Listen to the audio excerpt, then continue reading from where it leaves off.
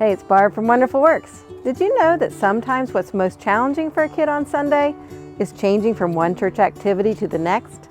And that means what's more important than the activities we provide is how we use the time in between them.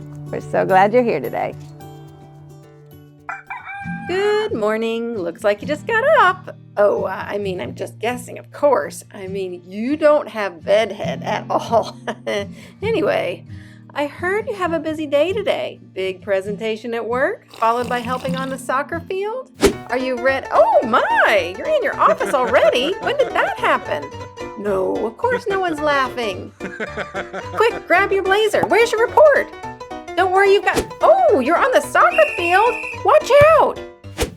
Oh my word, are you okay? I don't feel like your day went so well.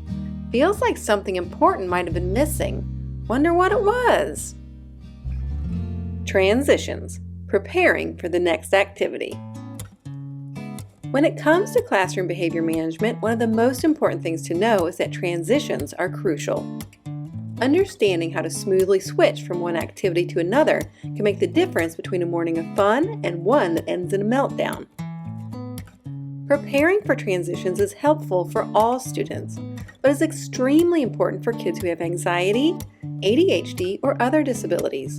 In fact, helping a child prepare to switch activities is especially important for students who are on the autism spectrum, because switching activities often requires flexibility and understanding nonverbal cues, both of which can be challenging for those on the spectrum. The good news is, today we're going to talk about 2 easy ways to help prepare kids for transitions. Number 1, show and tell. People learn in different ways. Many students with disabilities, such as autism, often learn visually.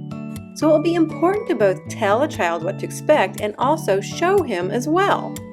You can say something like, "You can play with the toy for a few minutes and then we'll go to circle time."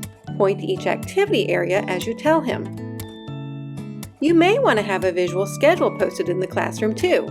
Let the child know where he can look to see what to expect next. Also remember that it's always wise to keep things simple, so don't run down the entire list of the day's activities at once. Instead, break things into first-then language. First, we're going to play with the toys. Then we will go to circle time. You can also use a first-then chart or ring to show the student the activity as you tell them. Number 2, visual timers. Using a visual timer is a highly effective way to help students prepare to switch activities. Timers can be set as soon as a transition has been announced for the exact amount of time you choose. You can use a manual visual timer like this, or you can download a free visual timer app on your phone. Either way, here's what you're going to want to do next. You can say, "In 3 minutes, we're going to stop playing and go to circle time. I'm going to set the timer so you can see when it's time to go." Then, set the timer with the volume on and make sure that the kids can both see and hear the timer. This way, they can watch the time get smaller and hear the clock ticking down until the alarm goes off. Once the alarm goes off, smile big and say, "Now it's time for circle time." You may be surprised at the difference this makes. Okay, so get ready. First, I'm going to show you this slide. Then, we're going to wrap up with our last big point. See what we did there? The truth is, transitioning from one activity to the next can be hard for everyone.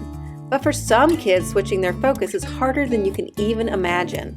And this means sometimes, despite your best effort, some students will still struggle. And if this happens, think back to a time when you had a similar struggle. What might have helped you? And then, however you decide to handle things, remember to always start with empathy, because sometimes we all need a little grace.